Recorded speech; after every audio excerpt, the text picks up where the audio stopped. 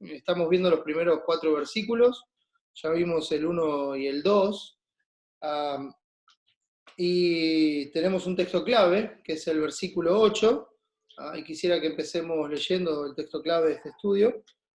Segunda de Juan 8, dice así: mirad por vosotros mismos, para que no perdáis el fruto de vuestro trabajo, sino que recibáis galardón completo.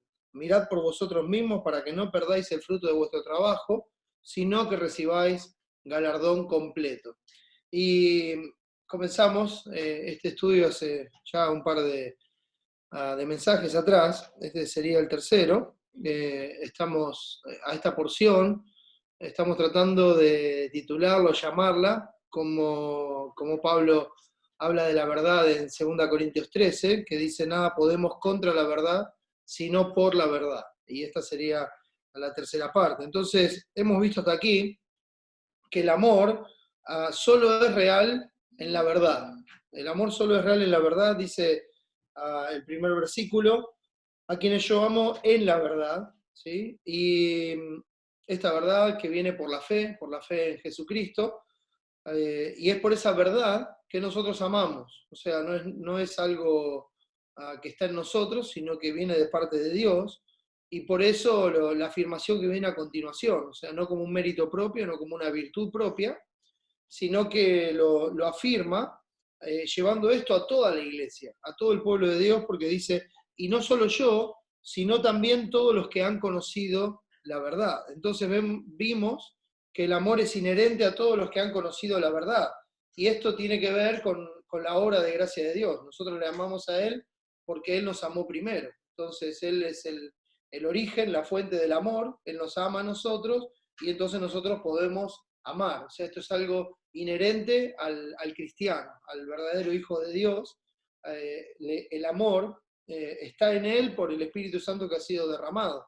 Entonces, amamos en la verdad, y vimos que eso tiene que ver con aquello que Dios dice que es amor, y cómo Dios lo propone cuando dice: si me amáis, guardad mis mandamientos. Este es el amor, que guardéis mis mandamientos, y esos mandamientos no son gravosos. Entonces, así es como Dios lo propone. Entonces Él es el que dice lo que es el amor, cuáles son las acciones y actitudes que corresponden al amor y cuáles no. Entonces Él establece ese camino marcado por la verdad, y entonces el amor es en la verdad, es el resultado de la obra de Dios en nosotros. Esto quiere decir que por conocer la verdad, nosotros amamos. Vimos que esa verdad de Jesucristo, que es la verdad que nos hizo libres, y que nos hizo verdaderamente libres, para que ya no seamos esclavos del pecado, de la mentira, del padre de mentira, de Satanás, y entonces pongamos por obra, pongamos todos nuestros miembros para servir a la justicia, para servir a la verdad de Dios, a lo que a Dios le agrada, y que dejemos de detener con injusticia la verdad de Dios, que es lo que hacíamos antes de ser libertados por la verdad. Y espero que veamos que es una sola acción que Dios hace en su gracia para la salvación. Nos hace una nueva criatura en Cristo Jesús, creados en la justicia y santidad de la verdad, para buenas obras, las cuales Él preparado de antemano para que anduviésemos en ellas.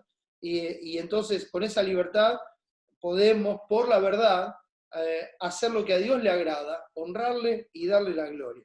Entonces, esto no es una virtud propia, sino que es una manifestación de la verdad en nosotros, como decía la epístola, como dice: no solo yo, sino todos.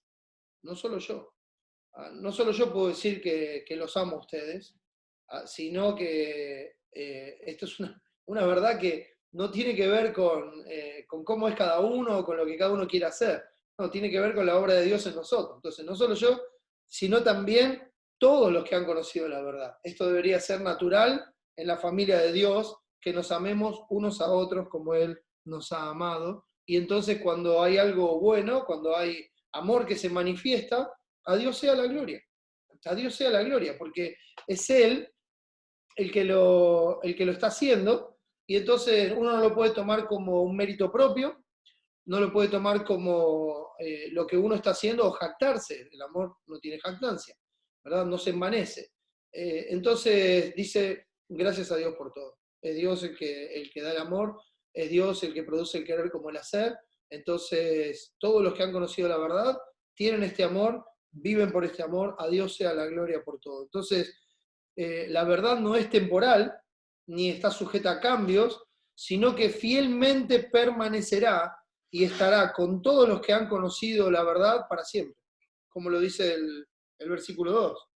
A causa de la verdad que permanece en nosotros, porque es este amor, a causa de la verdad, la razón es la verdad que permanece en nosotros, y la promesa final de este pasaje, de estos dos textos, que dice, y estará para siempre con nosotros. Por eso vemos que no es temporal, no está sujeta a cambios, sino que fielmente permanecerá y estará con todos los que han conocido la verdad, y así estará para siempre. Entonces, la verdad siempre prevalece y completará, perfeccionará la obra que empezó hasta el día de Jesucristo. Veamos de vuelta los primeros 4 versículos, y hoy trataremos de avanzar un poco más en este estudio, con la ayuda del Señor. Dice así, segunda de Juan, empezando en el versículo 1, el anciano a la señora elegida y a sus hijos, a quienes yo amo en la verdad, y no solo yo, sino también todos los que han conocido la verdad, a causa de la verdad que permanece en nosotros y estará para siempre con nosotros.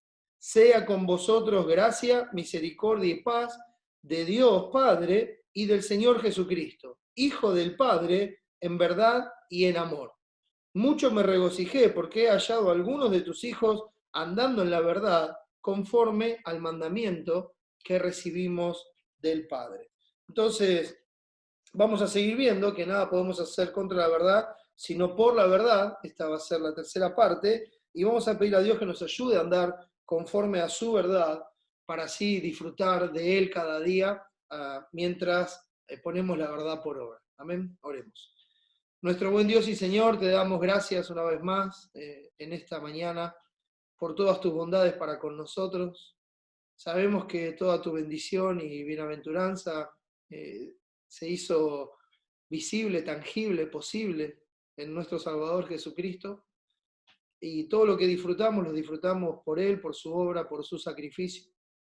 Él quitó el pecado del medio para que seamos reconciliados contigo, para que estemos en paz contigo, y para que así ahora, librados de la esclavitud, de la opresión, de la falsa seducción, Señor, podamos honrarte y servirte, haciendo lo que a ti te agrada, poniendo por obra tu palabra, tu verdad, tu justicia, andando como Cristo anduvo, y así dándote la gloria en todo.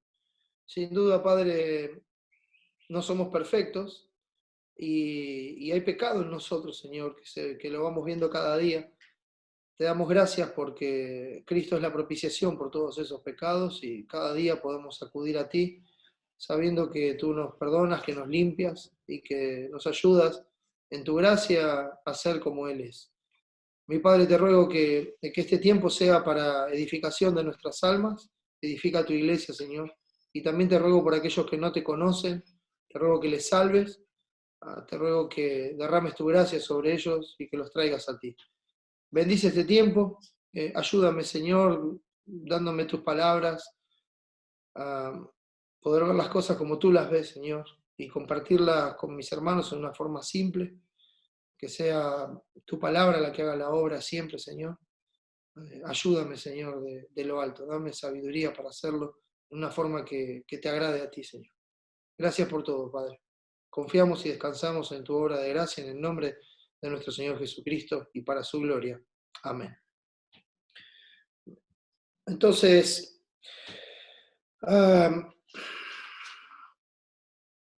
en esta porción, y pensando en lo que ya vimos, y vamos a hacer igual un breve repaso, porque necesitamos tener bien en claro esta verdad acerca de la persona de Dios.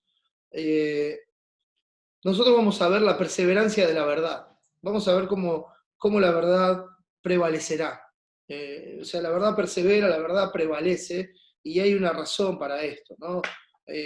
Tenemos en el texto la promesa, más que una promesa para nosotros es la certeza, es la convicción de que la verdad estará para siempre con nosotros. Eso es algo que, si la palabra lo dice, es así. Si Dios lo promete, délo por hecho. Y nosotros tenemos esa convicción, ¿verdad? Porque vivimos por fe, no por vista. Después la fe, la certeza de lo que se espera, la convicción de lo que no se ve. Y cuando Dios nos dice algo, podemos estar seguros de que es así. Hay algo que el Dios omnipotente, que el Todopoderoso no puede hacer. Entre otras cosas. Hay varias cosas que el Dios omnipotente y todopoderoso no puede hacer. Y sé que parece una contradicción, pero en realidad no es así, porque estas cosas son contrarias a su naturaleza. Pero estoy hablando específicamente de la mentira. Hay algo que Dios no puede hacer, y es mentir. Y quisiera que brevemente hagamos un repaso por algunos textos que nos muestran esta verdad en las Escrituras. Si me acompañan por un momento al libro de Números, y ahí vamos a ver, en el capítulo 23, ustedes van a recordar la historia de Balac, Balaam, el asna, etcétera, etcétera.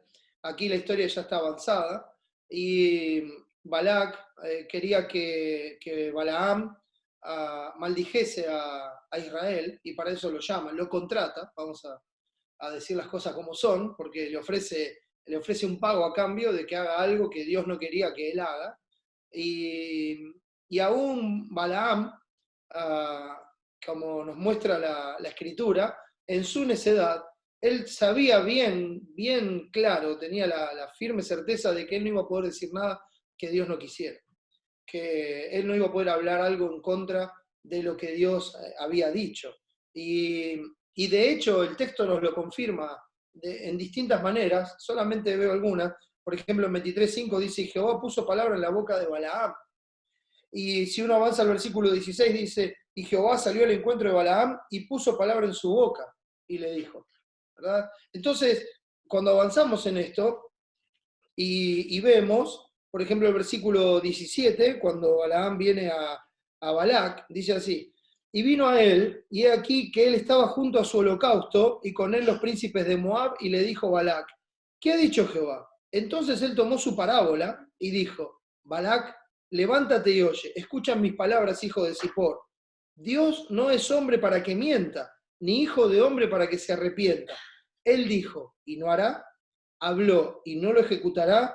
He aquí he recibido orden de bendecir. Él dio bendición, y no podré revocarla. Por la simple razón de que Dios no puede mentir, de que cuando Dios dice algo, lo cumple, de que cuando Dios se propone hacer algo, lo hace. Entonces, en Él no está la capacidad de mentir. No es que no puede porque está imposibilitado, sino que la mentira es una perversión, y en Él todo es derecho. Nosotros somos los que pervertimos la justicia. Hemos buscado, Dios nos hizo recto y nosotros buscamos muchas perversiones. Nos apartamos de la verdad y con injusticia tratamos de detener la verdad de Dios, al ejecutar nuestros pecados, nuestras propias ideas, nuestra propia satisfacción, deleite, gusto, etcétera, etcétera. Cuando ponemos por obra nuestra propia prudencia, intentamos con injusticia detener la verdad de Dios. Entonces, él no puede mentir, porque él cuando dice algo, no lo tiene que pensar dos veces. Él dice algo y eso ocurre. Él dice algo y lo lleva a cabo. Dice, no, Dios no es hombre para que mienta. O sea, el hombre miente, Dios no. Tengan bien en cuenta esto, Dios no es hombre. No tiene nuestra naturaleza. No es como nosotros. No puede mentir. El hijo de hombre, ni hijo de hombre para que se arrepienta, en el sentido de que dijo, bueno, voy a hacer esto, no, mejor no lo hago. Eso es muy natural en nosotros, que hacemos planes, pero como nos enseña la palabra, en lugar de decir, bueno, de aquí a un año haremos esto y traficaremos y ganaremos, y ahí estamos planificando como si todo dependiera exclusivamente de nosotros, en lugar de lo cual deberías decir, si el Señor lo permite, haremos esto o aquello. Porque ese es el punto. No vamos a hacer lo que nosotros queremos. Muchos pensamientos hay en el corazón del hombre, mas el consejo de Jehová permanecerá y prevalecerá.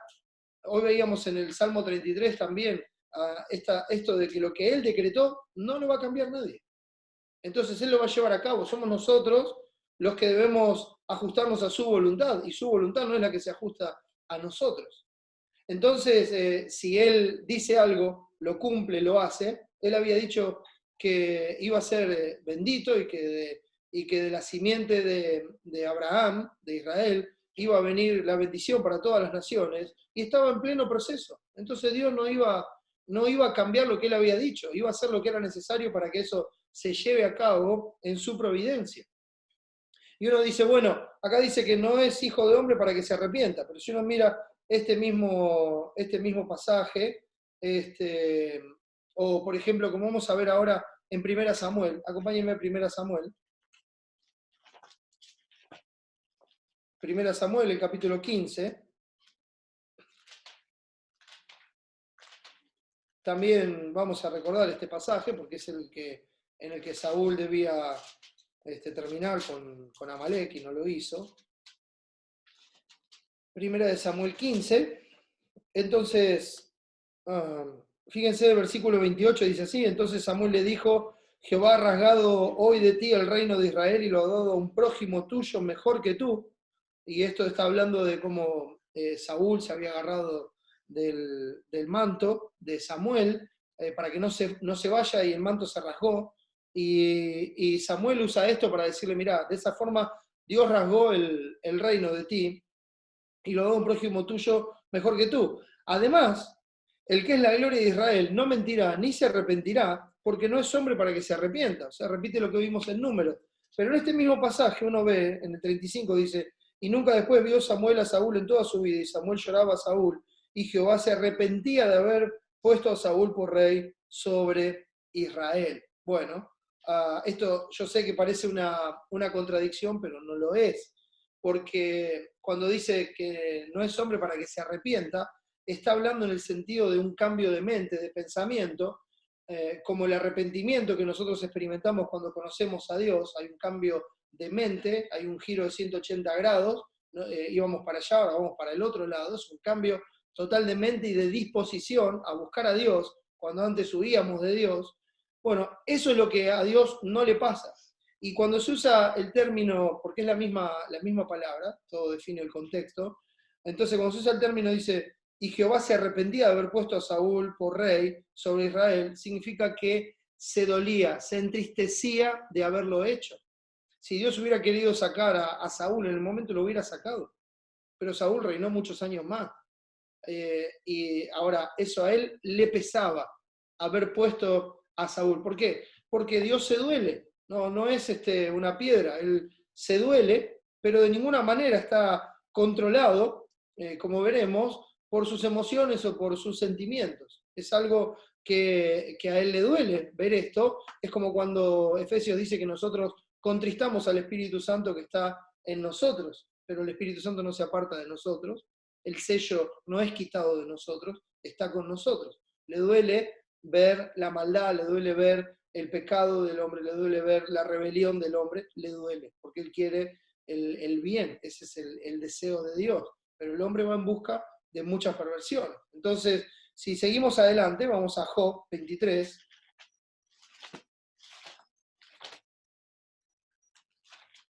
Job capítulo 23, un texto bien conocido, versículos 13 y 14, fíjense en qué dice, pero si él determina una cosa, ¿quién lo hará cambiar? Su alma deseó e hizo. Él, pues, acabará lo que ha determinado de mí, y muchas cosas como estas hay en él. Entonces, él dice algo, ¿quién lo va a hacer cambiar? Él es Dios. Él no tiene que pedir permiso, no tiene que obedecer a nadie. Él es el juez y el legislador. Él es el que establece las reglas. Él es el que dice lo que va a pasar y cómo va a pasar. Y el que en su providencia da todas las cosas necesarias para que las cosas sean así. Entonces, si él determina una cosa, ¿quién lo hará cambiar? No va a cambiar. No es hombre, porque si él lo determinó, eso es perfecto y tiene un fin glorioso. Entonces, no lo va a cambiar, porque no hay una idea mejor o una forma mejor de hacerlo. Dios lo determinó y así lo hace. Y recuerden que esto lo está diciendo Job en medio de las aflicciones, pero dando un testimonio del carácter de Dios. Cuando los amigos de Job, que querían acusar a Job, estaban distorsionando el carácter de Dios con sus palabras. Pero no, él, a pesar de la aflicción y de la angustia, él sabía que Dios hace las cosas, que es fiel, que es verdadero y que no cambia. Sabía que él determina algo y lo hace por un propósito que tal vez está más allá de lo que vemos o entendemos en este momento, pero que será un fin bueno, santo, justo y glorioso. Entonces, otro que dice esto, David en el Salmo 138. Salmo 138, el versículo 8 dice: Jehová cumplirá su propósito en mí, tu misericordia, oh Jehová, es para siempre, no desampares la obra de tus manos. Jehová cumplirá su propósito en mí, tu misericordia, oh Jehová, es para siempre, no desampares la obra de tus manos. Entonces esto nos sigue confirmando el carácter de Dios. Avancemos hasta Romanos. Solo son algunos textos, hermano, que espero que nos ayuden a afirmar lo que creemos de Dios y ver con claridad su carácter. Romanos capítulo 3. Bueno, yo quiero resaltar versículos 3 y 4, pero leemos desde el 1. Dice: ¿qué ventaja tiene pues el judío, o de qué aprovecha la circuncisión? En el final del capítulo 2 se estaba resaltando que lo importante no es la circuncisión hecha con mano en la carne, sino la que Dios hace, que es la circuncisión del corazón, la alabanza del cual no viene de los hombres, sino de Dios. Entonces, parece que estas palabras dijeran, bueno, entonces el judío no existe, no sirve para nada, y no es lo que está diciendo, no lo está diciendo en esa manera, sino que también había dicho que Dios no hace excepción de personas, y que el judío está en la misma condición que el gentil, y que la obra la hace Dios soberanamente en el corazón de la persona. Ahora, dice ¿qué aprovecha la circuncisión? O sea, ¿qué aprovecha ser judío en cuanto a nación? ¿No? Dice el 2, mucho, en todas maneras. Primero, ciertamente, que les ha sido confiada la palabra de Dios. O sea, digamos que en este tiempo, y a lo que se estaba diciendo, los que más conocían la palabra eran los judíos. Eran los que habían sido los portadores, los que Dios usó y movió para escribir su palabra. Era para el testimonio de Dios hasta ese tiempo. Entonces, ¿quién debía conocer la palabra mejor que ellos?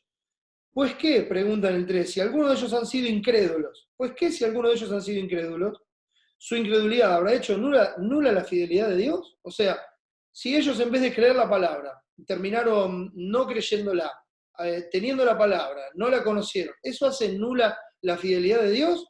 Bueno, dice en el versículo 4, de ninguna manera. Una expresión que significa como, Dios nos libre de ese pensamiento. Dios nos libre de pensar así. Antes bien, y este es el punto, sea Dios veraz y todo hombre mentiroso. Como está escrito, para que sea justificado en tus palabras y venzas cuando fuere juzgado. Antes bien, sea Dios veraz y todo hombre mentiroso. Entonces, la verdad de Dios es la que permanece, la que prevalece, y la que termina comprobando y demostrando la mentira del hombre. Entonces, el que decía creer, bueno, resulta que no cree tanto. El que decía ser de Dios, bueno, resulta que no es de Dios. El que se jactaba de su circuncisión, bueno, resulta que eso no lo hacía un verdadero judío, porque la circuncisión era la del corazón. Entonces, ¿qué? ¿Falló Dios? No, Dios no falló. Dios ha sido siempre el mismo y la verdad ha sido siempre la misma. Entonces, Dios es veraz, se comprueba esto, y todo hombre es mentiroso. Ese hombre estuvo fingiendo, ese hombre estuvo diciendo que era lo que no era.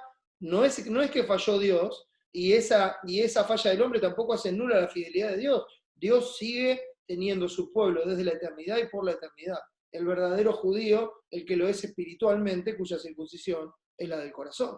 Entonces, la verdad de Dios es la que prevalece, es la que permanece, porque Dios es así. Capítulo 1 de Tito. Tito, el capítulo 1, dice así.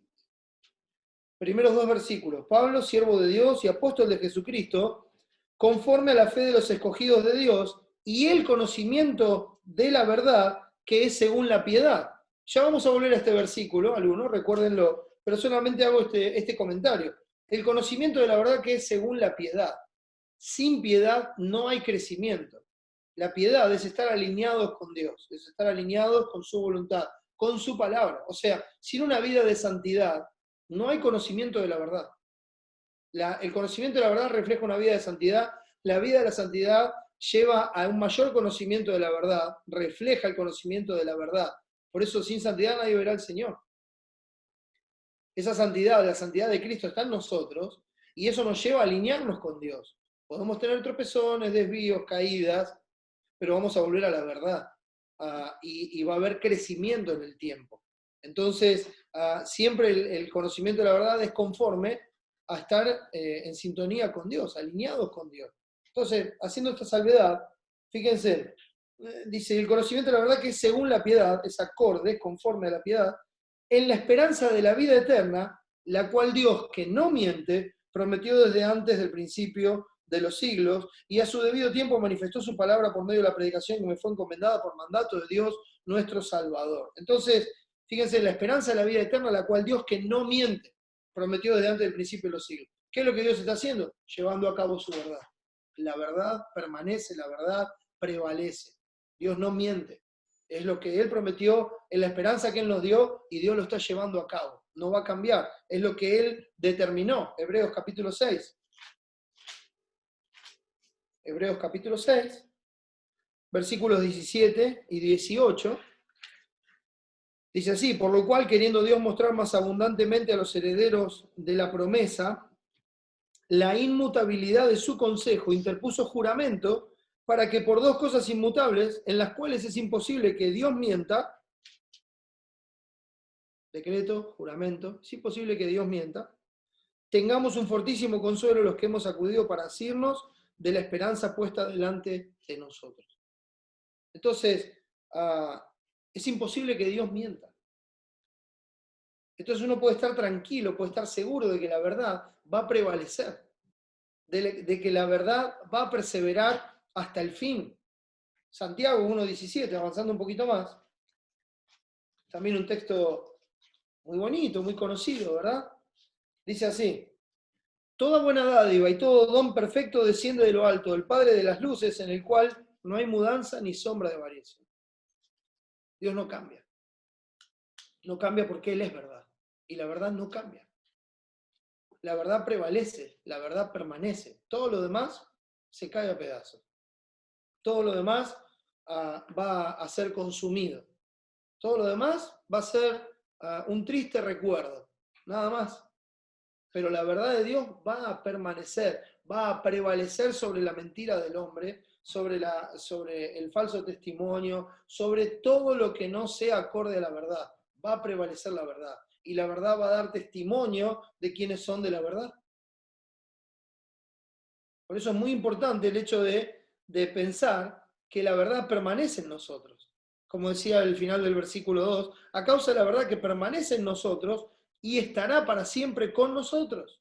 Dios dice algo, lo cumple. Dios empieza algo, lo termina. Dios anuncia algo y así ocurre.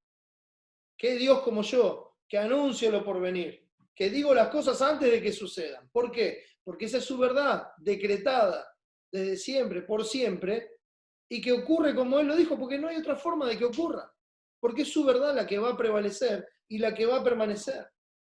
La verdad es su naturaleza. Él es la verdad. Jesucristo dijo: yo soy el camino y la verdad y la vida. Entonces, Él mismo es la verdad. La verdad es absoluta, mis hermanos, porque Dios es la verdad. Esa es su naturaleza. Él es fiel y verdadero. No hay otro como Él. No depende, como dije antes, ni está sujeto a emociones ni sentimientos. Dios no es hombre.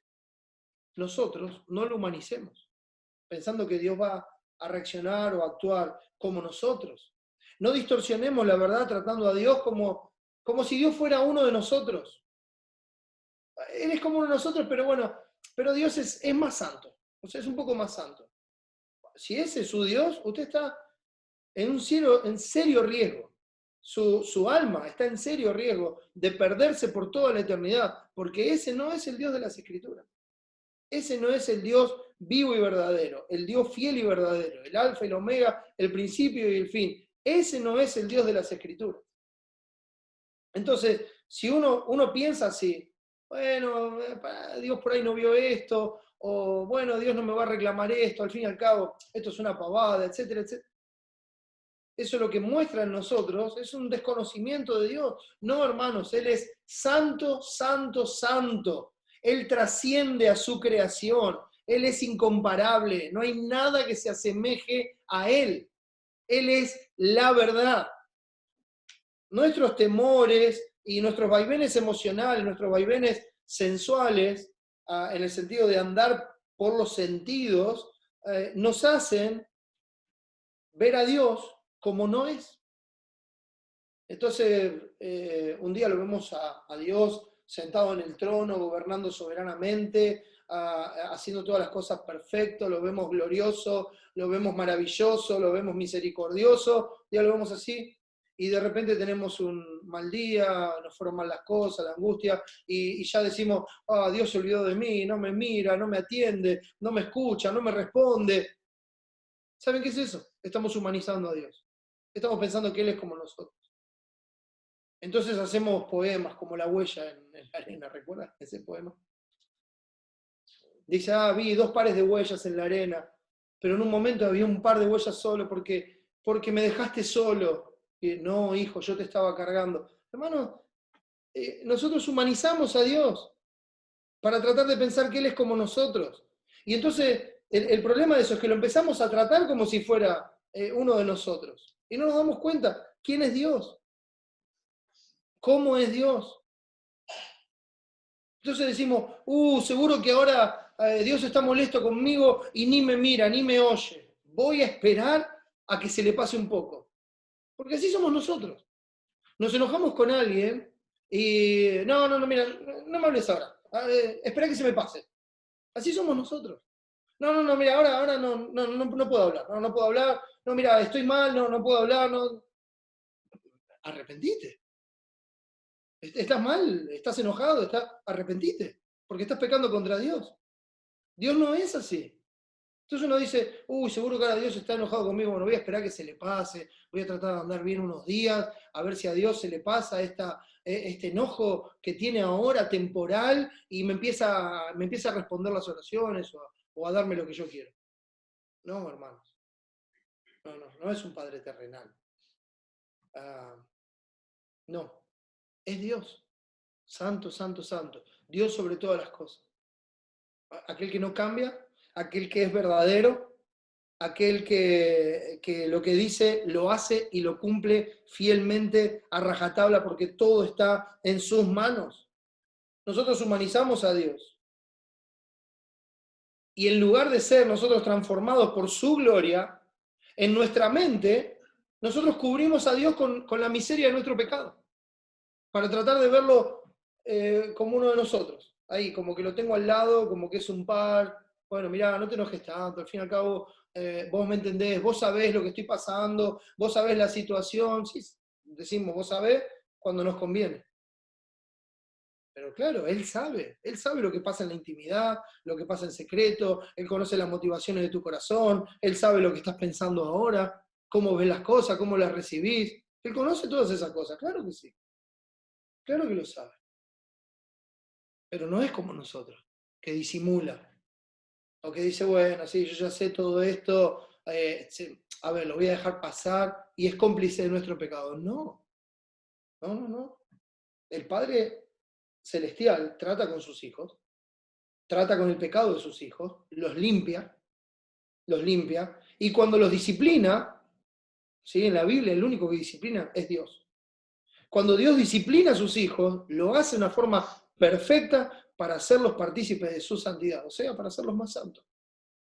Los corrige porque se salieron del camino de la verdad y los trae de vuelta al camino de la verdad. Los trae de vuelta al camino. O sea, lo hace para nuestro provecho, lo hace para nuestro bien. Porque Él dijo que iba a empezar una obra en nosotros y la va a terminar y eso es parte de la obra. Porque Él es fiel y verdadero. Hermanos, es muy simple. Dios no es que se enoja y hoy no me habla, mañana sí, o bueno, por ahí se enoja, pero antes de que caiga el sol, se vuelve a amigar conmigo. No, hermano, la única razón por la que Dios trata con nosotros en cualquier situación es por la obra intercesora de nuestro Señor Jesucristo. No hay otra razón. No existe otra razón. No existe otra razón. Y Él es inmutable, no cambia. Él dice que nos escucha, nos escucha. Él dice que nos podemos acercar con confianza, acerquémonos confiadamente al trono de la gracia, para hallar gracia y misericordia para el oportuno socorro. Claro que sí, vamos con confianza, con plena certidumbre de fe, sabiendo que el camino está abierto por la sangre de Cristo y esa sangre cubrió todos nuestros pecados, aún los de hoy, aún los de mañana. Entonces vamos con confianza, porque Él es verdad, Él no cambia. No humanicemos a Dios. No pensemos que es como nosotros, que piensa como nosotros y que actúa como nosotros. No, al contrario, demos gracias a Dios de que Él no es como nosotros, de que Él es totalmente diferente a nosotros. No habría esperanza para nadie si Él fuera como nosotros. Si Dios reaccionara como reaccionamos nosotros, entonces no quedaría nadie, hermano. No quedaría nadie. Chao, hubiera deshecho todo, empezado de vuelta. ¿Y saben qué? Sería muy triste un Dios así, porque hubiera deshecho todo, hubiera empezado de vuelta, hubiera deshecho todo, hubiera empezado de vuelta, hubiera deshecho todo, hubiera empezado de vuelta, y así, incontables veces en su eternidad, en su amarga y triste eternidad, porque así es nuestra amarga y triste vida acá en la tierra. Vivimos haciendo y deshaciendo, vivimos cambiando, vivimos mutando de un estado de ánimo a otro estado de ánimo, de un sentimiento a otro sentimiento, de una convicción a otra convicción. Así es como estamos. Y eso es frustrante, es amargante. Dios no es así. Él es la única verdad. Y esa verdad va a prevalecer, hermanos, a prevalecer. Y va a perseverar hasta el fin en nosotros porque Él así lo prometió. Dios está mucho más allá de nosotros. Pensamos que conocemos a Dios plenamente, que sabemos todo lo que Él dice, lo que Él piensa, lo que Él hace. Acompáñenme por un momento a Isaías 55, por favor. Isaías 55. Otro pasaje conocido. Pero mire lo que dice. Versículo 7, desde ahí vamos a leer. Después léalo completo, por favor. Deje el impío su camino y el hombre inicuo sus pensamientos, y vuélvase a Jehová, el cual tendrá de él misericordia, y al Dios nuestro, el cual será amplio en perdonar. ¿Qué dice Dios? Porque mis pensamientos no son vuestros pensamientos, ni vuestros caminos, mis caminos, dijo Jehová. Como son más altos los cielos que la tierra, así son mis caminos más altos que vuestros caminos, y mis pensamientos más que vuestros pensamientos. Porque como desciende de los cielos la lluvia y la nieve, y no vuelve allá, sino que riega la tierra y la hace germinar y producir, y da semilla al que siembra y pan al que come, está dando un ejemplo, ¿de qué? El 11 dice, así será mi palabra, mi verdad, que sale de mi boca, no volverá a mí vacía, sino que hará lo que yo quiero y será prosperada en aquello para que la envíe. Esa verdad celestial, eterna, esa verdad que permanece en los cielos para siempre, desciende a la tierra como una bendición y no vuelve vacía. Ah, no, Dios habló y no lo escuchó nadie. No, quédese tranquilo que no. Ese no es Dios. No, Dios está triste en el trono y está esperando que nosotros nos decidamos a abrirle nuestro corazón, a dejarlo que Él obre y a ayudarlo para que Él pueda hacer su obra porque está atado de pies y manos. Ese no es mi Dios. Ese no es el Dios de la Biblia. No es. Si usted encuentra eso en las Escrituras, yo me rindo ante usted. Pero ese, el que acabo de escribir, no es el Dios de la Biblia. El Dios de la Biblia está sentado en su trono.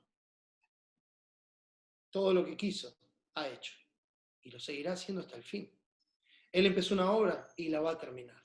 Él hizo todo esto con un propósito eterno, con un propósito glorioso. Él hizo todo esto para reunir todas las cosas en Cristo y lo va a hacer. Para nosotros es cuestión de tiempo. Para Él, hecho está. Porque Él es el alfa y el omega, el principio y el fin. Para Él ya está hecho. Para Él nosotros ya estamos glorificados. Él está más allá del tiempo. El tiempo lo sufrimos nosotros. Pero permítame decirle que el tiempo es algo temporal. Valga la redundancia. ¿A dónde vamos? Al amparo de Dios, en las moradas eternas. El tiempo ya no va a ser un problema para nosotros. Como no lo es para Dios tampoco. Sus pensamientos son más altos que los nuestros. Y nosotros no lo podemos entender. No lo podemos comprender plenamente. Vamos aprendiendo, lo vamos conociendo más y más cada día. No humanicemos a Dios, mis hermanos. Porque Él no es como nosotros. Él es Dios. Él es Dios. Y eso es lo maravilloso de Jesucristo. que Él es Dios y también es hombre. Y vivió acá como Dios quería que vivamos cuando Él nos creó. La única diferencia es que Él lo pudo cumplir, porque Él no está sujeto a las variaciones. Él puso la verdad por obra. Él engrandeció y magnificó la ley. Hizo todo lo que nosotros no podíamos hacer. Por eso, hermano, si fuéramos infieles, Él permanece fiel, porque Dios no puede negarse a sí mismo. Él no puede negarse a sí mismo, va en contra de su naturaleza. No puede mentir, va en contra de su naturaleza. Sería negarse a sí mismo. Si Dios se niega a sí mismo, deja de existir. No es Dios. Ese es el punto. Por eso es que Él no puede. La mentira, la hipocresía y la falsedad que nosotros manifestamos en nuestras relaciones son una negación de Dios. Son una negación de Dios. Cuando nosotros disimulamos con la cara, con el rostro, con los gestos, cuando disimulamos lo que estamos haciendo, lo que pensamos del que tenemos adelante, o estamos adelante del otro con una sonrisa o diciéndole todo que sí, por adentro estamos pensando, este hombre, la verdad que no sabe lo que dice, no sabe lo que hace, no sé qué hago acá, este es un mentiroso. Nosotros vivimos así, Dios no. Nosotros tenemos esa naturaleza, Dios no. Dios no. En semejanza de carne y de pecado, pero sin pecado. Tentado en todo según nuestra semejanza, pero sin pecado. Porque la verdad prevaleció. La verdad permaneció. Nuestra certeza, nuestro deleite y seguridad es que Él no es como nosotros. Mis hermanos, si no va a falsear su verdad y estará para siempre con nosotros, como dice el texto, a causa de la verdad que permanece en nosotros y estará para siempre con nosotros. La verdad es la que prevalecerá. Nuestra naturaleza caída luchará. Por eso está el Espíritu Santo, para ponerse en nuestra carne, para que no hagamos lo que nosotros querramos. No es que se nos desvanecieron los malos pensamientos, que se nos desvaneció ese deseo pecaminoso. No, está en nosotros. Pero la diferencia es que ya no estamos esclavizados, la verdad nos hizo libres. Y hoy podemos decirle al pecado y a nuestra carne, no, hoy no, gracias, no. Cristo te venció, Cristo te derrotó, Cristo derramó su sangre para que yo no tenga que obedecerte. Hoy no, hoy no. Y así, hoy a la mañana, hoy a la tarde, hoy a la noche, mañana a la mañana, mañana a la tarde, mañana a la noche, hoy no. Pecado, hoy no. Carne, hoy no. ¿Por qué? Porque la verdad está en nosotros. Y la verdad es la que va a prevalecer. Entonces nuestra naturaleza caída luchará, va a tratar de levantarse contra Dios, va a tratar de controlarnos, va a tratar de satisfacerse a sí misma, va a tratar de imponerse en nuestra vida, pero en el Hijo de Dios, en los que conocen la verdad prevalecerá. Va a prevalecer. Va a prevalecer. Entonces, esa persona no va a ser lo que era antes, es una nueva criatura. Y la verdad va a ir prevaleciendo cada día más en su vida. Porque Dios es el que está haciendo la obra, no uno. No es que yo me estoy mejorando todos los días, no es que yo me estoy limpiando todos los días. O es cierto, el que tiene esta esperanza de ver a Dios cara a cara se purifica a sí mismo así como Él es puro, pero la limpieza la hace Dios. Yo me purifico obedeciendo la verdad. Santifícalos en tu verdad. Tu palabra es verdad. Entonces yo me purifico obedeciendo la verdad, siguiendo la verdad de Dios, haciendo su voluntad en lugar de la mía. Me voy purificando y al mismo tiempo Él me va limpiando del pecado. En su gracia me va ayudando a mortificarlo. Por eso dice Proverbios 4:18, mas la senda de los justos es como la luz de la aurora, que va en aumento hasta que el día es perfecto. ¿Le ha gustado ver el amanecer? Bueno, ahora piense en su vida cristiana como eso. Un día apareció ese color naranjita en el fondo y no se veía nada. Pero el sol empezó a subir hasta que al mediodía estaba todo iluminado. La vida del cristiano es así. ¿Alguna vez usted vio al sol amagar y volverse? Vio al sol, empezó a salir a las 5:30 y tipo 7 dijo, no, hoy no salgo, me vuelvo. No es cierto, a veces hay algunas nubes que lo cubren, pero sigue saliendo y sigue subiendo. Y así lo sigue haciendo, porque la verdad prevalece. A veces no lo vemos por la nube de nuestro propio pecado, pero la verdad prevalece, mis hermanos. Y la vida del justo es como la luz de la aurora, que va en aumento hasta que el día es perfecto. La verdad es la que nos guiará en las tinieblas hasta que el día esclarezca y el lucero de la mañana salga en nuestros corazones. Como dice segunda de Pedro 1. ¿Por qué, hermano? Porque el justo vivirá por fe. Y si retrocediere, no agradará mi alma. Y hermano, solo el que persevera hasta el fin será salvo. ¿Por qué? Porque la verdad persevera. La verdad se abre camino en medio del error y la mentira que hay en nosotros todavía. En ese hombre viejo, viciado, corrompido, conforme a los deseos engañosos. La verdad persevera, la verdad se abre camino, la verdad será en él una fuente de agua que salte para vida eterna. Eso decía el Señor hablando del Espíritu Santo que iba a derramar en nosotros. Entonces la verdad está en nosotros y salta como esa fuente de vida eterna, esa fuente incontenible, con una presión increíble y con una fuerza inigualable, porque es la fuerza de Dios.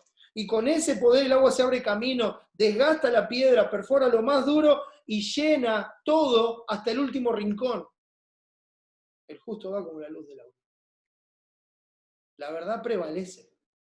Por eso, hermanos, y fíjense que así termina el versículo 2, termina con 2 puntos. Por eso los 2 puntos. Fíjense, a causa de la verdad que permanece en nosotros y estará para siempre con nosotros. 2 puntos. ¿A ver? Interesante. Porque esos 2 puntos nos habla de la declaración que va a hacer a continuación, ¿verdad? Tiene que ver con esto. Entonces dice el versículo 3, sea con vosotros gracia, misericordia y paz de Dios Padre y del Señor Jesucristo, Hijo del Padre, en verdad y en amor. Ahora, nosotros estamos acostumbrados a las salutaciones de las epístolas y los vemos como una expresión de deseo. Y de hecho muchas de ellas lo son. Pero aquí la palabra sea, en realidad, es será. El término está puesto en futuro. O sea, es algo que va a estar. No es algo incierto. Es algo que va a ocurrir. Y tiene una razón. Y es lo que explica el texto. Hay un montón de traducciones que lo dicen de distintas maneras, pero el punto es este, será, ¿no? Y una mejor traducción, y esta mejor traducción en el sentido de nuestro entendimiento, no que esta esté mal, sino para que nosotros lo comprendamos mejor, dice así, la gracia, la misericordia y la paz de parte de Dios Padre y de Jesucristo, el Hijo del Padre, estarán con nosotros según la verdad y el amor. Estarán, o sea, es una afirmación lo que está haciendo. Entonces, cuando él lo dice basado en la permanencia de la verdad. Porque él dice, la verdad que permanece en nosotros y estará para siempre con nosotros. 2 puntos. La gracia, la misericordia y la paz de parte de Dios y de Jesucristo, el Hijo del Padre, estarán con nosotros según la verdad y el amor. Estarán con nosotros. Es una afirmación. No sea una expresión de deseo, como decía recién, sino una afirmación en base a la verdad que permanece en nosotros y estará para siempre con nosotros. Lo repito para que hermanos se haga carne en nosotros. Esto no es una simple salutación con el deseo de que, bueno, que todos los hermanos estén bien. No, esto es alguien que conoce la verdad, que conoce a Dios, que conoce al Dios verdadero, que sabe cómo Dios obra, que conoce a la persona de Dios, que sabe cómo actúa Dios, que sabe el poder de la palabra de Dios. Y entonces anima a los hermanos y les dice, los amo, como todos los que conocen la verdad, y la causa es que la verdad permanece en nosotros, que va a estar con nosotros. Por eso la gracia, la misericordia y la paz de Dios van a estar con ustedes en este camino. Van a estar con ustedes cuando estén andando en la verdad y en amor.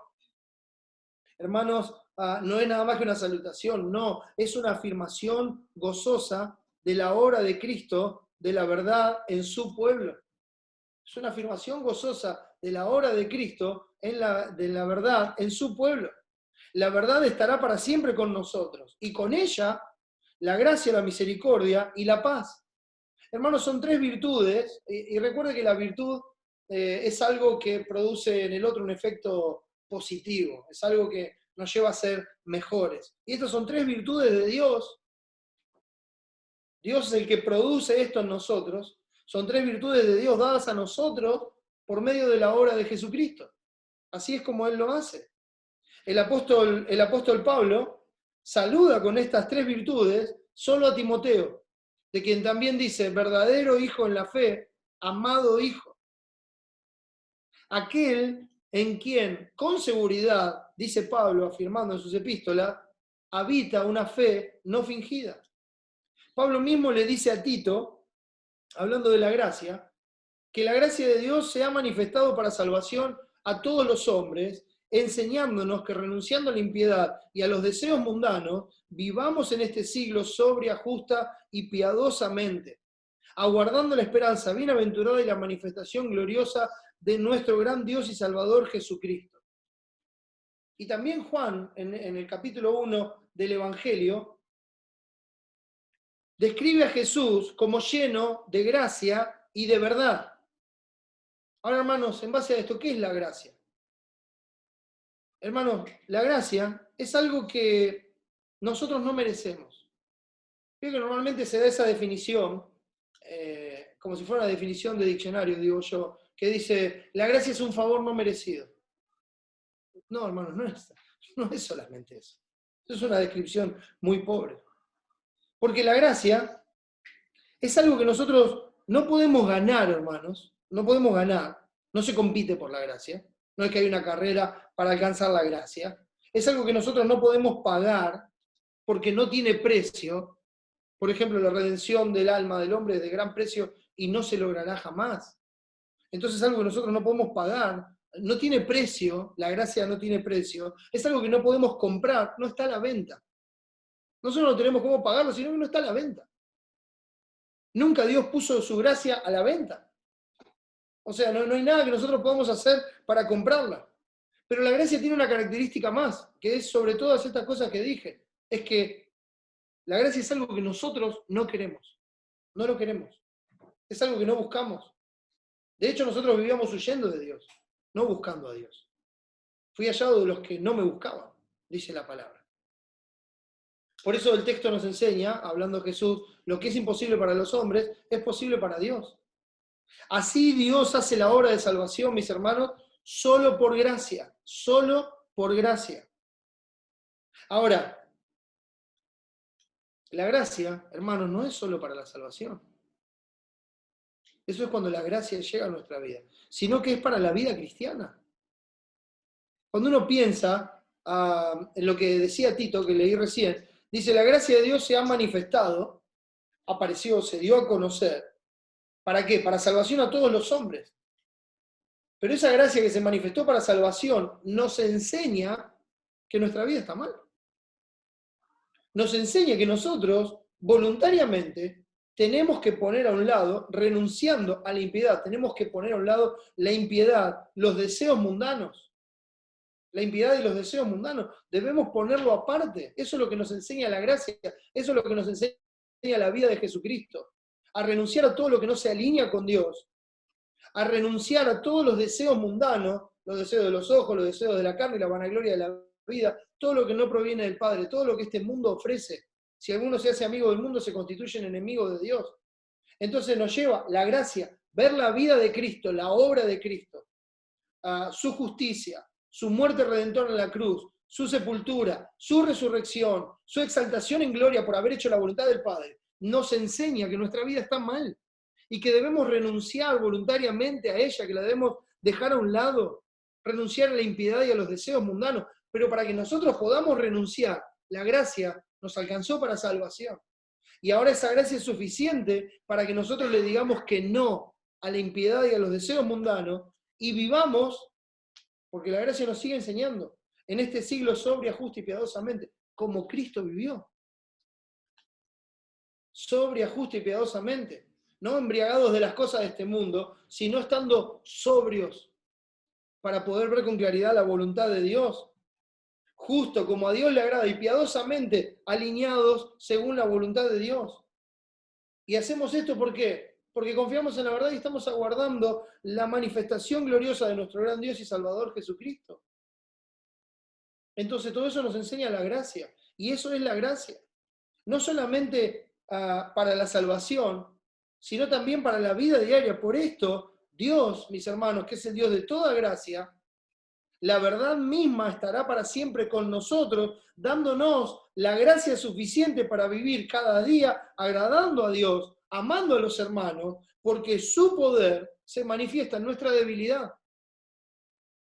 Sea, dice el texto, con vosotros gracia.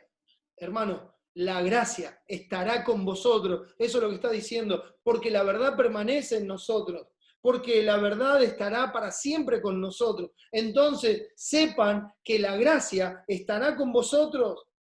Por eso, hermano, nuestras vidas son para alabanza de la gloria de su gracia, con la cual nos hizo aceptos en el amado. Se manifiesta en nosotros andando en la verdad como Él anduvo. Por eso seguimos aprendiendo de la gracia, de esa manifestación de la gracia, que es Jesucristo, lleno de gracia y de verdad.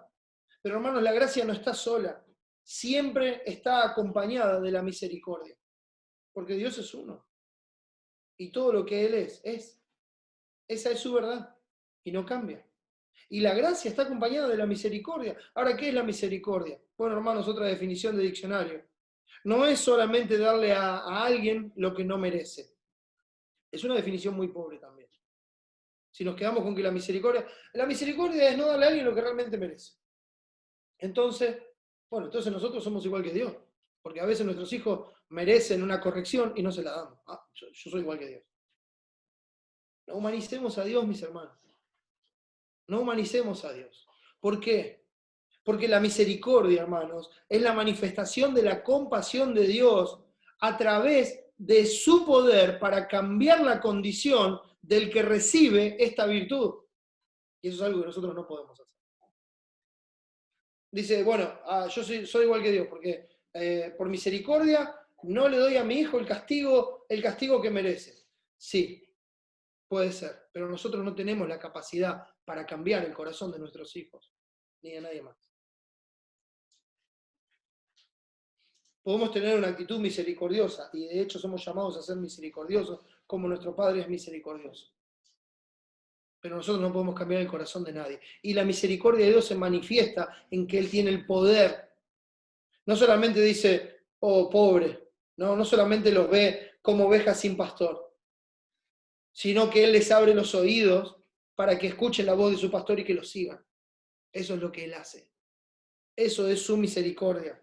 Por eso dice Jeremías 31:3, con amor eterno te he amado, por tanto te prolongué, te extendí mi misericordia, te atraje hacia mí con misericordia. Otra vez, hermanos, no es solamente para la salvación la misericordia, sino que esta misericordia se manifiesta en el perdón diario de nuestros pecados.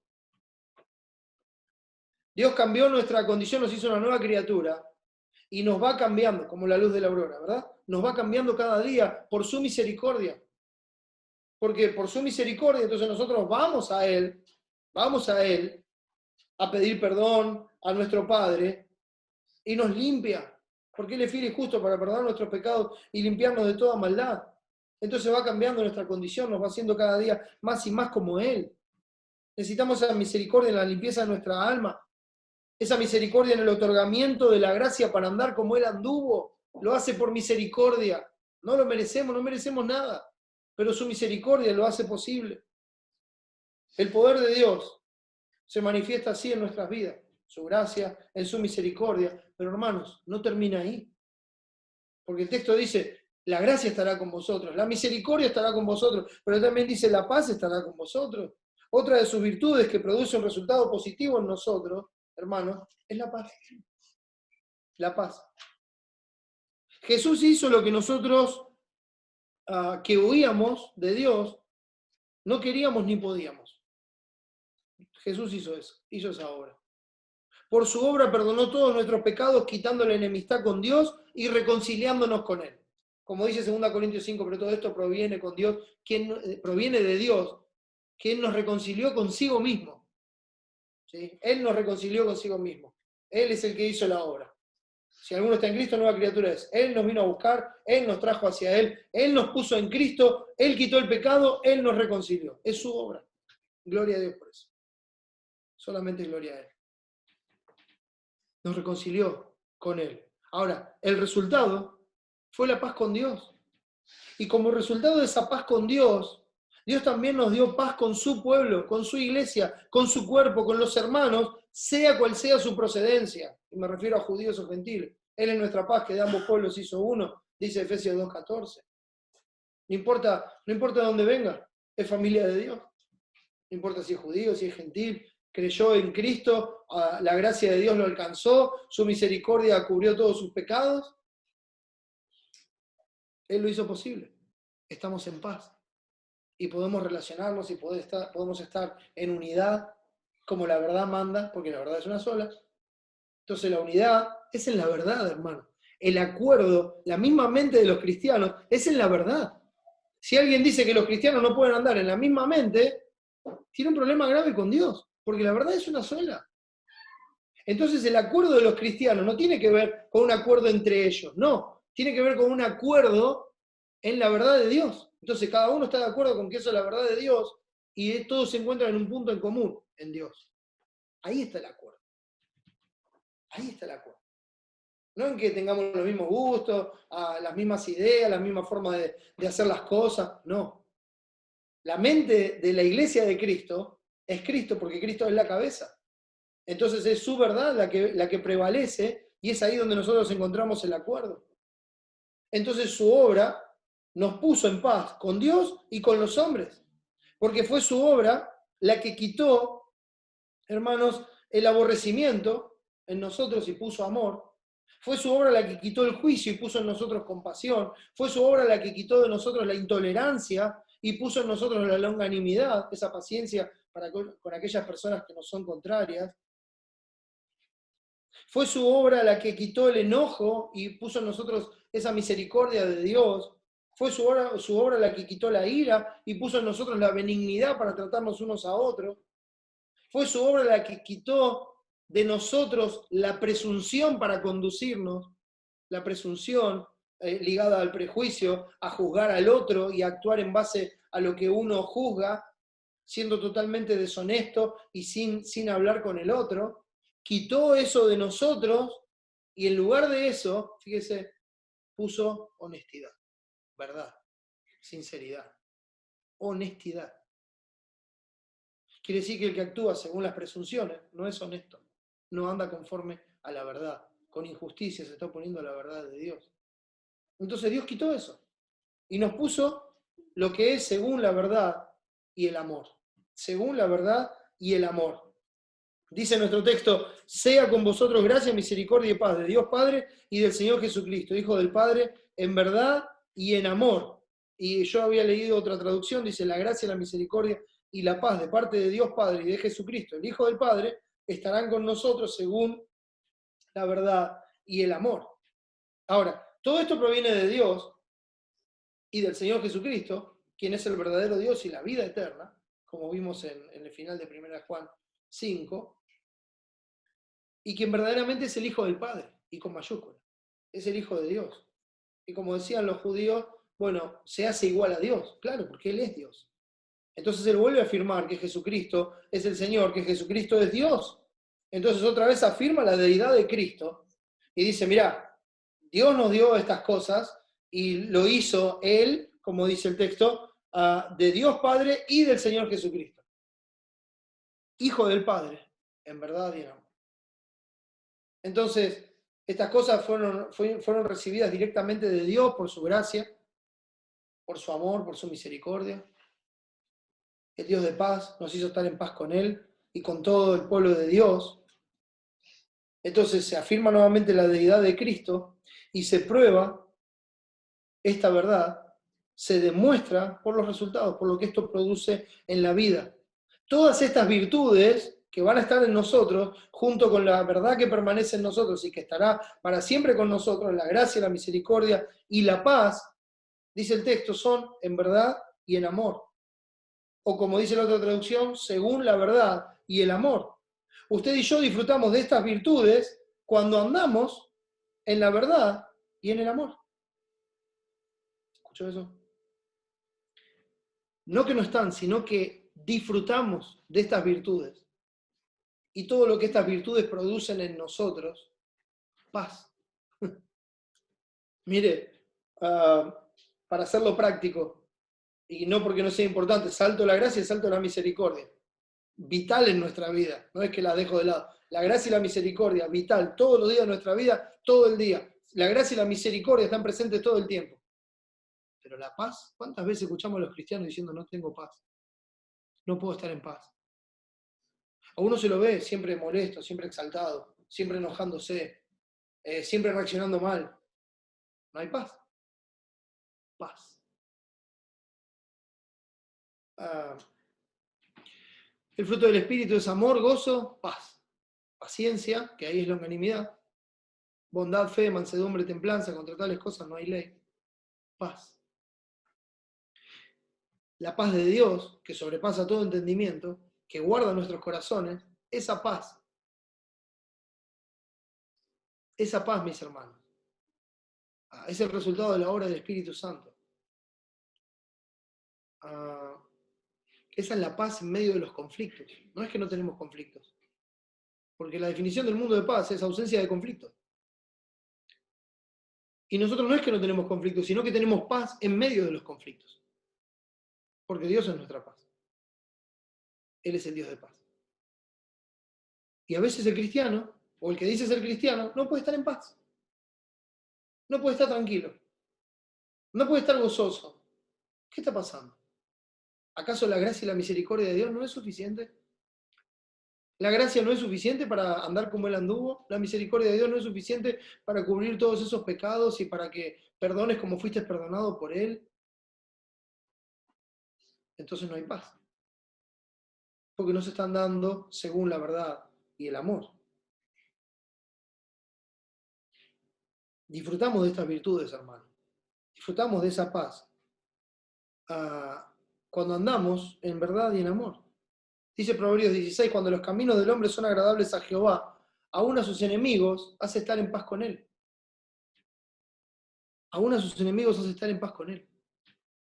Pero la gracia y la misericordia son necesarios para andar en la verdad y que nuestros caminos sean agradables. Entonces vamos a disfrutar también de la paz que tenemos con Dios y con los hermanos. La gracia siempre será suficiente, mis hermanos, para hacer la voluntad de Dios. Dios le dijo a Pablo, bástate mi gracia. Mi poder se perfecciona en la debilidad. Bástate mi gracia. Su misericordia siempre nos sostendrá y limpiará cuando nosotros resbalamos, cuando somos sorprendidos por el pecado o cuando caemos. Es su misericordia la que nos sostendrá, la que nos limpiará, la que va a estar guardándonos en su misericordia. Su paz echará fuera toda ansiedad y angustia cuando hacemos su voluntad y esperamos en Él. Aún en medio de una pandemia, hay paz. Aún en medio de la pandemia podemos estar libres de angustia, de ansiedad y de temores de qué voy a hacer, cómo voy a vivir, qué voy a comer, cosas que el mundo pasa, ¿verdad? Pero la paz de Dios, que sobrepasa todo entendimiento, por su gracia y misericordia, produce este resultado en nosotros, paz, en medio de la tribulación. Paz. Su gracia, mis hermanos, siempre será suficiente para amar cuando los hombres y las circunstancias no son contrarias. ¿Escuchan? Su gracia, que estará siempre con nosotros, su gracia siempre será suficiente para amar al otro, al hermano, al enemigo, para amar. Cuando los hombres y las circunstancias, sean hermanos o no hermanos, sean en la iglesia o fuera de la iglesia, no son contrarias. Igual seguimos amando, porque es en verdad y en amor. Su misericordia siempre nos llevará a ser misericordiosos y compasivos con aquellos que fallan, que erran y que pecan, aún contra nosotros mismos. Su misericordia también es suficiente y siempre va a estar. Su paz nos llevará en amor a resolver todos los conflictos por la verdad para su gloria. Porque el amor a Dios es guardar sus mandamientos. Sus mandamientos son la verdad. Entonces, esa paz que Dios nos da en medio de la circunstancia no va a dejar que esa emoción, ese enojo, que todo eso nos controle, nos domine, y cuando vamos a actuar, vamos a pensar, y vamos a decir qué es lo que a Dios le agrada. Entonces vamos a comprobar lo que es agradable al Señor, y vamos a resolver todos los conflictos por la verdad de Dios, como Dios manda, por amor a Dios, como Dios manda, para la gloria de su nombre. Para la gloria de su nombre. Gracia, misericordia y paz, en verdad y en amor. Hermanos, lo único que me queda por decir es gracias a Dios por nuestro Señor Jesucristo, que hizo verdad y posible todas estas cosas.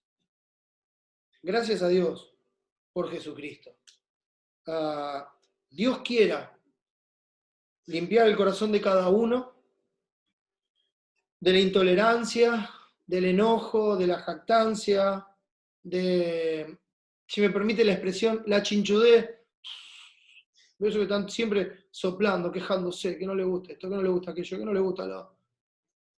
Dios quiera limpiar nuestros corazones en su gracia, en su misericordia, nos dé paz para andar en la verdad, en el amor y poder disfrutar de Dios, hermano.